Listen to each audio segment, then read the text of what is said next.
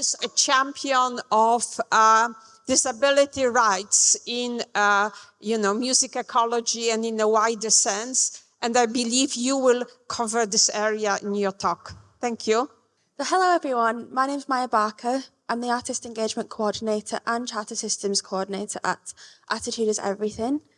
To give you a visual description of me, you can't see me behind the podium, but I'm a white, plus-size femme person. My pronouns are they, them. I have red hair and I'm wearing a black dress, black shoes and gold jewellery. I'm here today to talk to you about accessibility and inclusivity in Lancashire's music industry, context, benefits and opportunities for progress. So has anybody heard of Attitude is Everything before? Amazing. I'm just going to do a little brief overview of what we do for those who haven't. So Attitude is Everything connects disabled people with the music and live event industry to improve access together. Through our work, disabled people lead the change, industry professionals learn from real-life experience and expertise, barriers are identified and removed, best practice is celebrated and rewarded, and more disabled people play their part. We do this via a number of different projects and operations. We connect to industry via our Live Events Access Charter. The Charter is a developmental framework for live events organisations to progress their inclusive practices for diverse disabled people, improving accessibility for audiences, artists, volunteers and professionals. We also connect to industry through training, designed and delivered by experts with a lived experience of access requirements, and informed and led by the social model of disability. We connect to deaf, disabled and neurodivergent professionals through our Beyond the Music programme and artists through our Next Stage initiative. We support volunteers through our Volunteering Without Barriers initiative and have a strong community of mystery shoppers. We have projects relating to inclusivity and relevance and environmental responsibility, which includes our No Climate Action Without Us guidance, for which we partnered with A Greener Future and Julie's Bicycle. And we also produce and publish a wide range of research, resources and industry insights, like our Next Stage artist snapshots, accessible employment and volunteering guides, and our Access Starts online guidance. I'm going to go over some data now about where the music industry is at. We all know that the music and live events industry took quite a large hit due to the COVID-19 pandemic and inflation.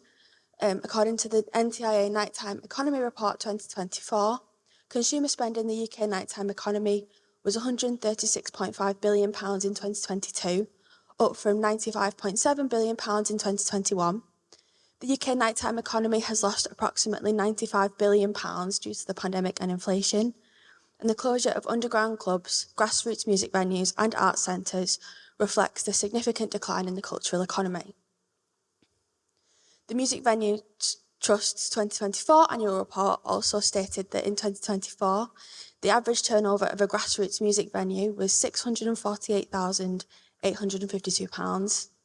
Venues had an average profit margin of £3,114 or 0.48%.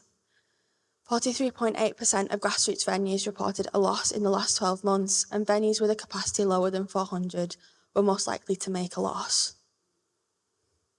Has anybody heard of the Purple Pound? Yeah? The Purple Pound refers to the spending power of disabled households. In 2024, this was estimated at £274 billion, and per month, restaurants, pubs and clubs lose on average £163 million due to venues being inaccessible. In the UK, 24%, or 16 million people, have a disability or identify as disabled. 15% of the population, which is estimated at around 1 in 7, are neurodivergent, and 3.3 million deaf, disabled and neurodivergent people go to live music events every year. There are multiple different definitions of disability, but today I'll be sharing two, as defined in the Equality Act and in the social model. In the Equality Act, disability is defined as a person has a physical or mental impairment, and that physical or mental impairment affects the person's day-to-day activities. This definition is important, as anybody who falls under this description is protected by law under the Equality Act. The social model of disability is at the forefront of our work at Attitude is Everything. The social model was solidified in 1983 and states that it is the barriers faced, such as physically inaccessible structures or attitudes to disability, that disables the person and not their impairments. It was developed by and for disabled people, and it focuses on removing the barriers that disabled people face. When we're talking about making things accessible, what does that actually mean? A reasonable adjustment under the Equality Act is a change made to reduce or remove a disadvantage that a disabled person may encounter because of the barriers they face. Reasonable adjustments are effective and practical, do not induce financial risk, and do not contravene health and safety laws. Example of reasonable adjustments in the music sector and the live music sector would include having a queue jump system, free PA or companion tickets, and large print programmes or menus. So how can you practically improve access to live events for audiences? Of course, we've spoken about how little money the industry has to implement larger structural changes, like installing a lift or a permanent ramp. This being said, there are still so many things you can do to make your events more accessible. The first thing I want to start with is to have an access policy. This is one of the most important things you can do so that you and your team know exactly where you stand on access. Are assistance dogs allowed in your events, and why? If you don't have a lower counter, what's your process for serving someone for which a non-lower counter is inaccessible? What's your process for booking access tickets? What evidence do audience members need to share? All of these things should be included in your access policy. Have a detailed access page on your website. The information from your access policy can be copied over to the website, and we have Access Starts online guidance, which includes a template for your access page. You could also include images or a video walkthrough of the audience area of your premises, if you have one. Make sure this information is as accurate as possible. If you have steps leading up to the venue, how tall and wide are they? How many are there? How far away are you from the nearest accessible transport links? How big is your accessible toilet? How many rails does it have? Make sure your website has basic access features too. Things like, is it possible to make the text bigger or smaller? Do you have good colour contrast? Is it compatible with screen readers? Provide PA or companion tickets at no extra cost. Many disabled people need support at events, so it's important to provide the option for disabled people to bring someone with them who can provide that support. Where practical, we would encourage disabled people to self-identify their need for a PA or companion without providing proof. But we do recognise that there are circumstances where you might need to request evidence. The best way to go about this would be to provide a list of documents that act as automatic evidence of eligibility. Customers who don't have those documents should be given the opportunity to provide information they do have and be considered on a case-by-case basis. Provide an accessible queue or queue jumping provision for those unable to queue because of their access requirements. There are lots of reasons why people may be unable to queue. They might be unable to stand for long periods of time, feel sensory overload, or be unable to be in large crowds. By offering an alternative, you're making sure that the night starts in the best, most accessible way for your disabled patrons. Have an access area or platform. I'll admit installing a platform might be slightly more costly, but coordinating a safe area close to or with good view of the stage for those who have booked access tickets is important. It means that they can still have a good time and see their favourite artists or musicians or performers, but in a safe way. Allow people to enter and exit the performance space or venue as necessary. People might need to exit and return for a multitude of reasons. An example for me is that I have a sensory impairment, and although I love live music, it's such a sensory experience that more often than not, I do need to take a break. If you don't have a dedicated sensory or chill out area, this can be a solution. Just make sure that it doesn't have to be outside in the smoking area. Make sure your emergency evacuation plan considers disabled people. Did you know that disabled people are often left behind in an emergency situation? It's important to think about how you can support your disabled patrons, staff, and artists to evacuate your premises safely in case of an emergency. I also want to share some of the costed access improvements you could make. Of course, having step-free access and an accessible toilet, or a toilet with at least a 1.5 metre squared turning circle with at least one grab rail, is considered the bare minimum of access. You need both to begin applying for our live events access charter. But there are other things you can do. Provide clear signage to the bar, to the toilets, to the exit. It's always a good thing when people know where they're going.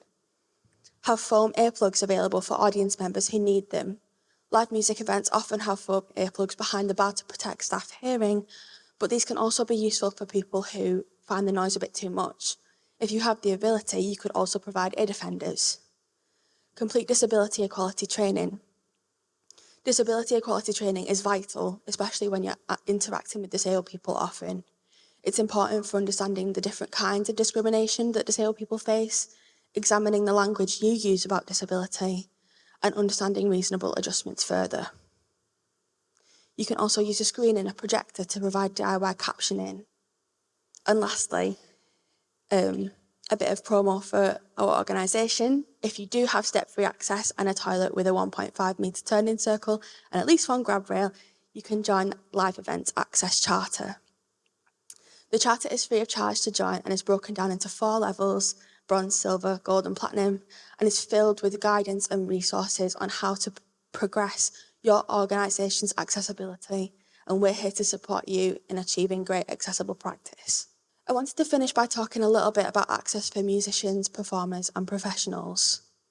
We recently published our 2024 Next Stage Artist Snapshot, which reveals that of 71 music makers, 60% shared access requirements with a promoter, but only 20% felt confident doing so. So what can you do to make your events more accessible for musicians and performers? When booking, ask about access requirements. You might not be able to support every artist with every access requirement they have, but be upfront that you'll try your best. If you can't, give reasons why. Disabled people know what they need better than anybody else, so it's best to just ask. Also, when booking, offer information about backstage and onstage access. Again, if there are steps up to the stage, how many? Where is the green room located in regards to the stage? How big is the stage? Is there an accessible toilet backstage? Provide artists with a named contact who will be there, who will support their access requirements on the night. And be mindful that some artists might need support with loading or need flexible loading, sound check or adjustments to noise levels or lighting. The Arts Council and Ben Price at Harbourside Artists Management also held a consultation for disabled industry professionals, in which they found that only 1.8% of people who work in the music industry identify as having a disability, contrasted to 24% of the UK population. They found that this was due to lack of representation, the industry's reputation for having long hours, and a lack of disclosure out of fear for seeming less capable, experiencing discrimination or receiving less work. To make the industry more accessible for professionals, you can be as flexible as you can be with your working hours, working from home, etc., if they can. Simplify language in policies and avoid unnecessary jargon. Do everything you can to make your premises accessible and make sure physical accessibility is considered in future renovations. Consider the mental health and stress of your team and take it seriously. Make sure deaf, disabled and neurodivergent people are included in your policies, and when recruiting, show that you welcome applications for deaf, disabled and neurodivergent people and ask about access requirements. So what are the key takeaways here? You can improve accessibility even when you don't have a lot of money. Don't let a lack of accessible infrastructure stop you from improving access in other areas like web accessibility, ticketing, and considering accessibility for artists and professionals. Make a commitment to considering structural accessibility when you do have the funds to make improvements. Challenge your perspectives about disability. Think about the language you use about disabled people. Disabled people want to and do attend live events. We also work in the industry as artists and professionals. We just experience more barriers than non-disabled people do. And lastly, inclusive means for everyone. If you aren't considering artists, performers and professionals in your accessibility, then you aren't being inclusive. This goes for intersectionality too. Disabled people of the global majority will experience discrimination in a different way to white disabled people. LGBTQ+ disabled people will experience discrimination in a different way to straight disabled people, and disabled people will experience discrimination differently based on gender. It's important to consider inclusivity as a whole picture when programming your events. To find more information about Attitude is Everything, scan the QR code. It will take you to our website where you can find our training offers, information about joining the charter, and all of our free resources. Thank you so much for your time today.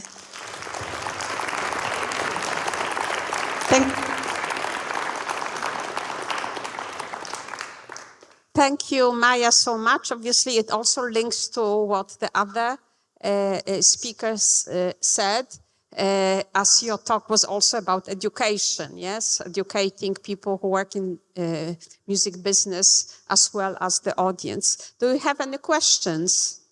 Hello. Hi. Hi, I'm JD. It's really nice to see you spreading awareness of accessibility needs. I am a disabled artist and I do have accessibility requirements. What is being done, or is there anything being done to educate promoters and venues? Is there enough being done on accessibility requirements and procedures regarding what to do when you have a disabled artist? Because I'm not going to name names, but I got booked for a big event. It was a festival, and I stated I needed a +1 as a companion. They couldn't give me a +1, they said, in crew, which would have been a secure place because it's manned. There's not a lot of people there like there would be in the main camping area. So I felt that I'd be safe there. I wouldn't get too overwhelmed, and I'm with other artists and people that I know. However, there was a ticket shortage. So the promoter didn't know the procedure of what to do, and it was new to him. He'd never had this situation.